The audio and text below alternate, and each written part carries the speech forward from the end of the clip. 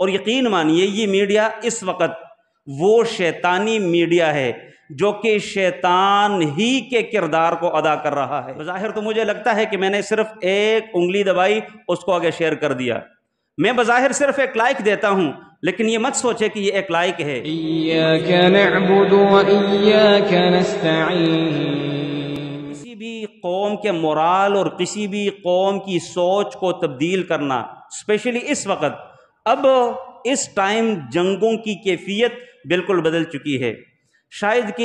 یہ جو اسلحہ ہے، شاید کہ جو ہم ویپنز بنا رہے ہیں، ان کا دور ختم ہو چکا ہے، بلکہ اس وقت 5th جنریشن وار جس میں بنیادی کردار میڈیا کا ہے، اور اس میں بنیادی کردار صرف اور صرف لوگوں کی سوچ کو تبدیل کرنا ہے، لوگوں کے ذہنوں کو تبدیل کرنا ہے، اور لوگوں کی سوچ اور ذہن کو تبدیل کرا کر اس قوم کو یرغمال بنانا اس ٹائم بنیادی طور پہ ٹاسک یہی ہے، اور یہ کافی عرصے سے چلا آ رہا ہے۔ خطبہ جمعۃ المبارک 2-4 قبل میں نے اس بات کی طرف اشارہ کیا تھا کہ جس وقت لیبیا کی ان لوگوں نے، عوام نے نکل کے آزادی کے نام پہ، اس وقت کے جو معمر قذافی تھے ان کے صدر تھے اور کافی عرصے سے وہاں پر موجود تھے، خدمت کرتے آ رہے تھے، عوام کو، قوم کو ان کے خلاف کھڑا کیا گیا، اور اس میں بنیادی کردار سوشل میڈیا کا تھا۔ صرف 6 مہینے کے اندر اندر بظاہر چند ایک چہرے تھے، چند ایک لیڈرز تھے، چند ایک لوگ تھے جو کہ اس آواز کو اٹھانے والے تھے، لیکن اس میں میڈیا نے وہ بنیادی کردار ادا کیا ہے۔ بظاہر ایسے لگ رہا تھا کہ لیبیا کی ساری عوام سڑکوں پہ موجود ہے، معمر قذافی کے خلاف کی ساری عوام نکلی ہوئی ہے، اور وہ لوگ اس ڈکٹیٹر سے آزادی حاصل کرنے کے لیے، جمہوری آزادی کی طرف آنے کے لیے وہ لوگ نکلے ہوئے ہیں، جبکہ ایسا کچھ بھی نہ تھا۔ اس میں بنیادی کردار میڈیا کا تھا، اور یقین مانیے یہ میڈیا اس وقت وہ شیطانی میڈیا ہے جو کہ شیطان ہی کے کردار کو ادا کر رہا ہے۔ وہی سوچ، وہی بات، وہی فکر، اسی چیز کو آگے بڑھایا جا رہا ہے۔ اور آپ کے علم میں ہونا چاہیے، جس وقت عرب سپرنگ کے نام سے یہ بات یاد کی جاتی ہے، جس وقت یہ لڑائی لڑی گئی، جس وقت لیبیا سے معمر القذافی ان کو ان کی کرسی سے اتارا گیا، جو کہ ایک بہترین لیڈر تھے اس وقت سے، اس وقت کے عوام کے لیے ایک مسیحا تھے۔ میں نے گزارش کی تھی کہ جو بچہ پیدا ہوتا 2 سال تک پیمپرز کا خرچہ بھی باقاعدہ لیبیا کی گورنمنٹ ادا کرتی تھی،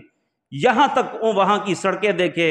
وہاں جتنی بھی آئل انڈسٹری تھی سب کا سب لیبیا کی حکومت کے انڈر ہی تھا۔ اور آج پوزیشن یہ ہے، کیفیت یہ ہے کہ ان آئل انڈسٹریز میں لیبین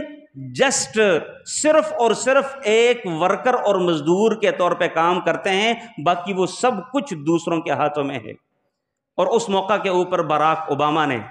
جو کہ امریکہ کا صدر تھا، اس وقت فیس بک کا جو آنر ہے، فیس بک کا آنر مارک کیا نام ہے اس کا،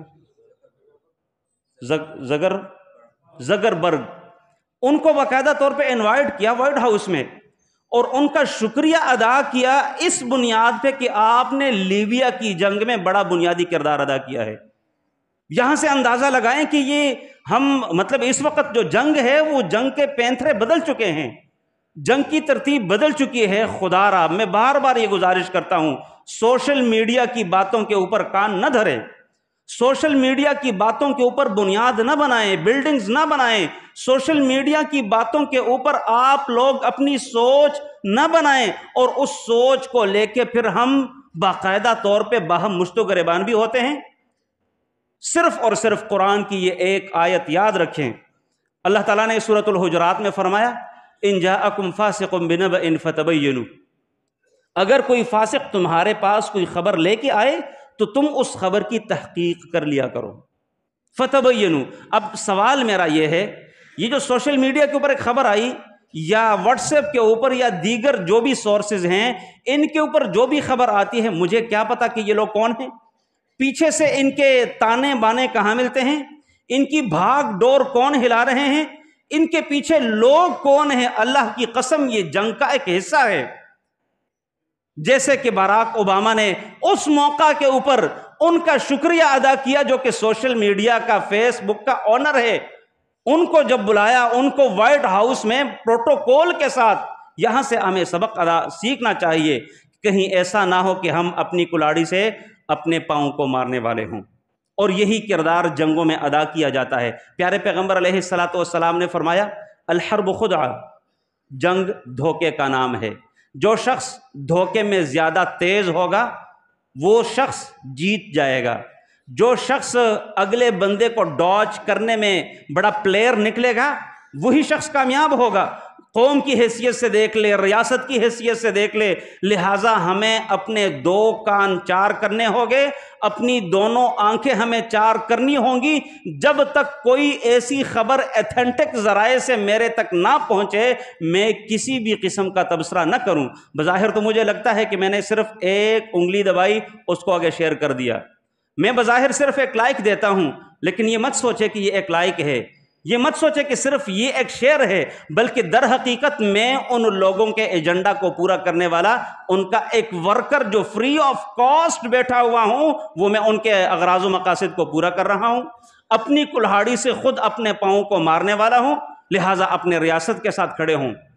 اپنے اسٹیٹ کے ساتھ کھڑے ہوں، ہر وہ بات جو ریاست کے مفادات میں ہو اسی بات کو لیجئے گا۔ اور عرصے دراز سے یہ ایک خواب دیکھا جا رہا ہے، میرے رب نے یہ خواب شرمندہ تعبیر نہیں کرنا اللہ کے فضل سے، کیونکہ ریاست لا الہ الا اللہ کی بنیاد پر بنا ہے، اور جب تک لا الہ الا اللہ ہے تب تک اس ریاست نے رہنا ہے، جب تک لا الہ الا اللہ ہے تب تک قیامت نے قائم نہیں ہونا، اور لا الہ الا اللہ نے تا روز قیامت زندہ رہنا ہے۔ جب لا الہ الا اللہ ختم ہو جائے گا، کوئی بھی شخص اللہ کا نام لینے والا نہیں ہوگا، اس وقت پھر اللہ تعالیٰ نے اس دنیا کو ختم کر دینا ہے، برباد کر دینا ہے، اور پھر اس کے بعد اللہ تعالیٰ نے یہ دنیا بھی آگے نہیں چلانی۔ اس وقت تک، قیامت کی صبح تک اس ملک نے رہنا ہے، اس ریاست نے رہنا ہے، اور اللہ کے فضل سے یہ شہداء کا خون ہے، اللہ کے فضل سے اس کے پیچھے قربانیاں ہیں۔ ان لوگوں نے جو ہجرت کر کے آئے تھے،